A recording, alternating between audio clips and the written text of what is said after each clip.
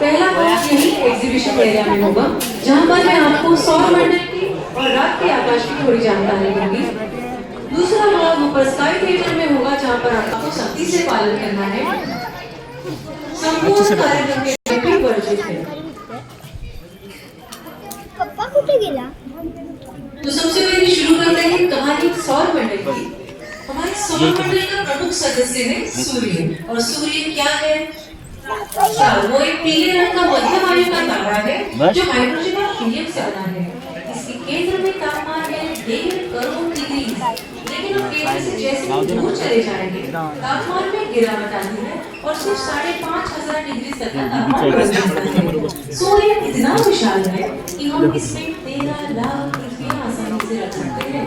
तो आप कल्पना कीजिए हम सब कितने छोटे हैं। सूर्य की बात देखते हैं। सबसे पहला ग्रह बुध, मरकरी। हमारे चंद्र की सतह की तरह ही बुध की सतह खड्डों से बनी है, क्रेटर्स से बनी है। बुध ग्रह को किसी भी प्रकार का वातावरण नहीं है। वो हमारे सौर मंडल का सबसे छोटा और सबसे तेज ग्रह है। लेकिन क्या बुध को चंद्र है? बुध ग्रह को एक भी चंद्र नहीं है। बुध की बात देखते हैं। दूसरा ग्रह शुक्र।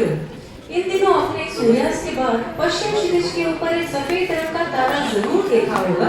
चमकता है लेकिन तारों की तरह टिमटिमाता नहीं। वही है आपका शुक्र ग्रह। शुक्र का वातावरण 96% कार्बन डाइऑक्साइड से बना है। इसी की वजह से ग्रीन हाउस इफेक्ट तैयार होता है। वो उष्णता को बाहर जाने नहीं देता। इसी की वजह से शुक्र की सतह 500 डिग्री तक गर्म होती है और वहाँ सल्फ्यूरिक एसिड की बारिश भी होती है।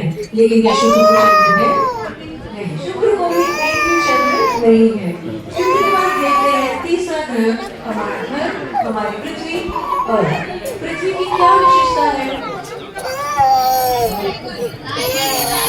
सौर मंडल का एकमात्र ग्रह जहाँ जीवन है, लाइफ है, और इसका कारण है द्रव्य पानी, लिक्विड वाटर। हमारी पृथ्वी का वातावरण कार्बन डाइऑक्साइड, ऑक्सीजन, नाइट्रोजन और आर्गन से बना है। इसी वातावरण की वजह से हमें रात के आकाश में तारे टिमटिमाते नजर आते हैं। वही आप चंद्र ग्रहण दृश्य जहाँ पीछे देखेंगे, जब उसे आप भेज देंगे तो आपको ध्यान में आएगा कि चंद्र की सतह से यदि आप रात के आकाश को देखें तो वहाँ से तारे टिमटिमाते नजर नहीं आएंगे। वहाँ से तारे आपको प्रकाश बिंदु के स्रोत की तरह नजर आएंगे। इसका कारण है कि चंद्र को किसी भी तरह का वातावरण नहीं, इसीलिए वहां से तारे प्रकाश बिंदु के स्रोत की तरह दिखाई देते हैं। दूसरी बात, चंद्र की सतह से आपको पृथ्वी 4 गुनी बड़ी दिखाई देगी। इसका कारण है कि पृथ्वी का डायमीटर चंद्र के डायमीटर से 4 गुना बड़ा है। पृथ्वी के बाद देखते हैं चौथा ग्रह, लाल ग्रह मंगल। कई बार मुझे बच्चों ने आके कहा है कि मंगल लाल इसीलिए है क्योंकि वो शायद गर्म ग्रह होगा। लेकिन हमारे सौर मंडल का सबसे गर्म ग्रह शुक्र है, तो फिर मंगल लाल रंग का क्यों? वो क्यों लाल है? No no very good. मंगल ग्रह की मिट्टी में अधिक मात्रा में आयरन ऑक्साइड पाया गया है। आयरन ऑक्साइड यानी जंग। तो यहाँ पर जो लड़कियां हैं, लेडीज है, मैं उन्हें बताना चाहूंगी कि जंग वही पदार्थ है जो हमारे ब्लश में या रूज में पाया जाता है। तो एक तरह से हम हमारे चेहरे पर जंग लगा रहे हैं। इसका मतलब ये नहीं कि आप मंगल ग्रह की मिट्टी को चेहरे पर ब्लश की तरह लगाएंगे। मंगल के वातावरण में कार्बन डाइऑक्साइड, नाइट्रोजन और आर्गन है। तो क्या हम यहाँ सांस ले सकते हैं? नहीं, क्योंकि यहाँ ऑक्सीजन बिल्कुल भी नहीं। मंगल को 2 चंद्र हैं, फोबोस और डीमोस। तो आपको पता ही है कि पृथ्वी का सबसे ऊंचा पर्वत है माउंट एवरेस्ट। लेकिन हमारे सौर मंडल का सबसे ऊंचा पर्वत मंगल ग्रह पर है। इसका नाम है ओलंपस मॉन्स और ये माउंट एवरेस्ट से 3 गुना ऊंचा है। अब इस बाद आपको लगेगा कि मैं गुरु के बारे में जानकारी देना शुरू करूंगी, लेकिन ऐसा नहीं है, क्योंकि गुरु और मंगल ग्रहों के बीच में हमें बहुत सारे पत्थरों के टुकड़ों का एक पट्टा दिखाई देता है, जिन्हें हम लघु ग्रहों का पट्टा या एस्टेरॉयड बेल्ट कहते हैं। क्योंकि ये सूर्य की परिक्रमा करते हैं, इन्हें सौर मंडल का हिस्सा माना गया है। ध्यान रखिए, कोई भी वस्तु यदि सूर्य की परिक्रमा करती है तो उसे सौर मंडल का हिस्सा मानना ही पड़ता है। अब देखते हैं सबसे बड़ा ग्रह गुरु, जुपिटर। गुरु इतना बड़ा है कि इसमें हम 1300 पृथ्वियां आसानी आसानी से रख सकते हैं। इसके चेहरे पर एक लाल रंग का दाग है जिसका नाम है द ग्रेट रेड स्पॉट और वो एक विशाल तूफान है।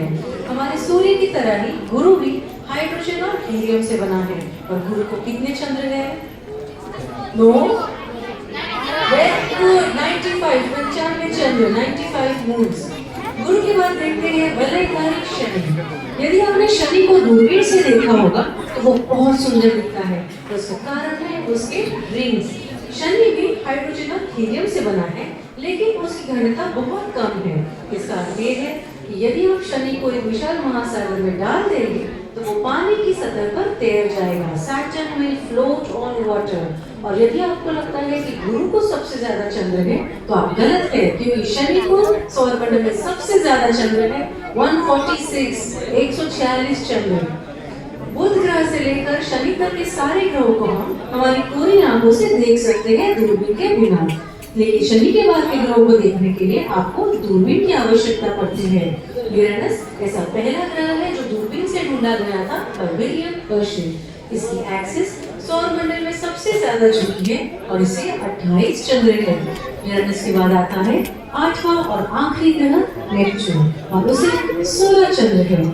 बुध ग्रह से लेकर मंगल तक के सारे ग्रहों को हम स्थलीय ग्रह कहते हैं, टेरेस्ट्रियल प्लैनेट्स। इसका अर्थ ये है कि इन ग्रहों को सतह है, जमीन है। आप इन ग्रहों पर उतर सकते हैं, चल सकते हैं, लैंड कर सकते हैं। गुरु से लेकर नेपच्यून तक के सारे ग्रहों को हम गैस दिग्गज कहते हैं, गैस जायंट्स।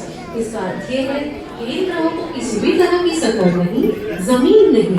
आप इन ग्रहों पर कभी भी उतर नहीं सकते, चल नहीं सकते, लैंड नहीं कर सकते। नेपच्यून के बाद हम देखते हैं प्लूटो। लेकिन क्या प्लूटो ग्रह है? तो फिर वो क्या है? ड्वार्फ प्लैनेट, बटू ग्रह, वॉर्नर ग्रह। लेकिन हम ड्वार्फ प्लैनेट क्यों है? वेरी गुड, क्योंकि बहुत छोटा है और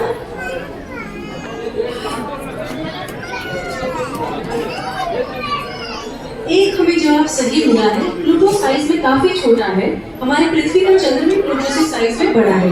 दूसरी बात, प्लूटो की कक्षा के पीछे हमें 700 से भी ज्यादा ऑब्जेक्ट्स मिले हैं जो प्लूटो से साइज में बड़े हैं। तो यदि हम प्लूटो को ग्रह मानते हैं तो उन 700 से भी ज्यादा ऑब्जेक्ट्स को हमें ग्रह मानना होगा। और बच्चों, आप भी सोचिए कि 700 प्लैनेट्स के नाम याद करना कितना मुश्किल हो जाएगा।